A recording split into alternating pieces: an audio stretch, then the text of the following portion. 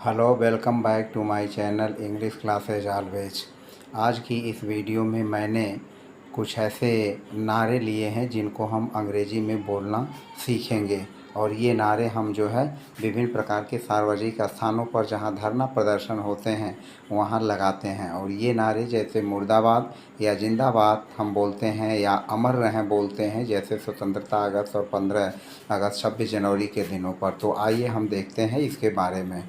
समर्थन में नारा कैसे लगाएं। समर्थन में जब हम नारा लगाते हैं तो उसमें जिंदाबाद बोलते हैं, जिंदाबाद बोलते हैं, जिंदाबाद। जैसे मान लीजिए प्रजातंत्र जिंदाबाद, तो उसके लिए हम जिंदाबाद के लिए कौन सा शब्द का यूज़ करेंगे। और इसी तरह से जब हम बोलते हैं कि तानाशाही मुर्दाबाद या भ्रष्टाचार मुर्दाबाद, तो उसके लिए हम कौन से स्लोगन का यूज़ करते हैं, तो उसके लिए हम जो है अलग यूज़ करते हैं। तो वह विरोध का नारा हुआ और समर्थन में नारा अलग होता है। तो समर्थन में नारा जब हम लगाते हैं तो उसके लिए जिंदाबाद का यूज़ करते हैं, और जब विरोध में हम नारा लगाते हैं तो उसके लिए हम जो है मुर्दाबाद का नारा लगाते हैं। तो इस तरह से इन नारों को हम किस तरह से बोलेंगे उसी के बारे में हमने चर्चा किया है। और ये एक छोटी सी लगभग 6 मिनट 32-33 सेकंड की वीडियो है, तो इसको आराम से देखें और हर एक शब्द को बारीकी से केयर करते हुए अपनी डायरी में नोट करें और सीखें।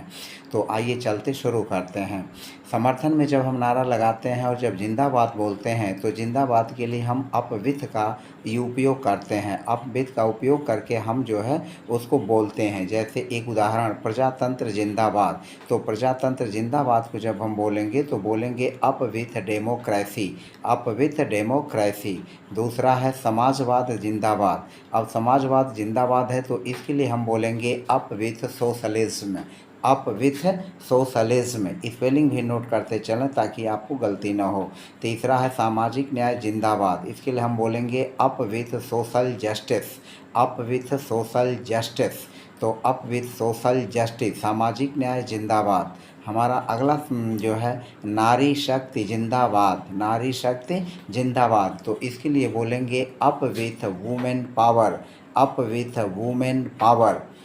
तो अप विथ वुमेन पावर यानी नारी शक्ति जिंदाबाद। इसी तरह से हम बोलेंगे ईमानदारी जिंदाबाद। तो ईमानदारी जिंदाबाद के लिए हम लेंगे up with honesty, up with honesty. यानी ईमानदारी जिंदाबाद के लिए जो यूज करेंगे वह होगा अप विथ ऑनेस्टी।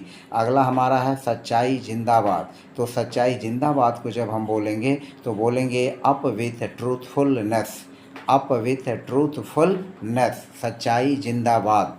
अगला हमारा है कांग्रेस पार्टी। हम किसी पार्टी के पक्ष में अगर बोलते हैं तो वहाँ भी जिंदाबाद लगाते हैं। तो कांग्रेस पार्टी जिंदाबाद, तो इसको बोलेंगे अप विथ कांग्रेस पार्टी। क्योंकि पार्टी का नाम है तो सी और पी दोनों कैपिटल रहेगा। अप विथ कांग्रेस पार्टी, इसका हो जाएगा कांग्रेस पार्टी जिंदाबाद। इसी तरह से up with BJP, Bharatiya Janata party जिंदाबाद।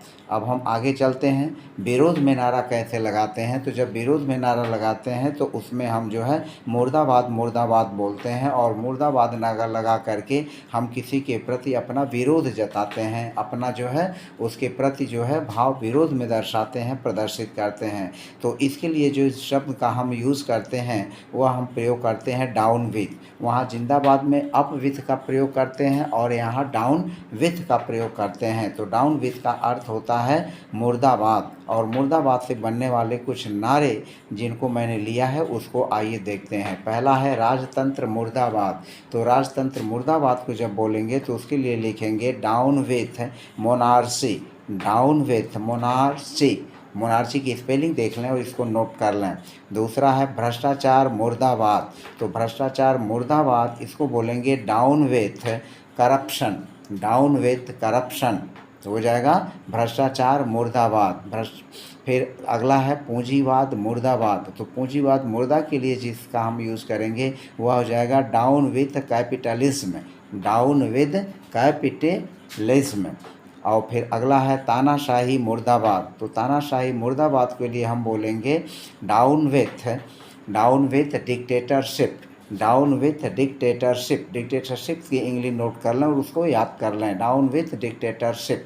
फिर अगला है आतंकवाद मुर्दाबाद, पांचवा हमारा है। तो आतंकवाद मुर्दाबाद के लिए हम बोलेंगे डाउन विथ टेररिज्म। टेररिज्म माने आतंकवाद, तो डाउन विथ टेररिज्म। फिर अगला है छठा बेईमानी मुर्दाबाद। बेईमानी मुर्दाबाद के लिए हम जो यूज करेंगे वह होगा डाउन विद डिसऑनेस्टी।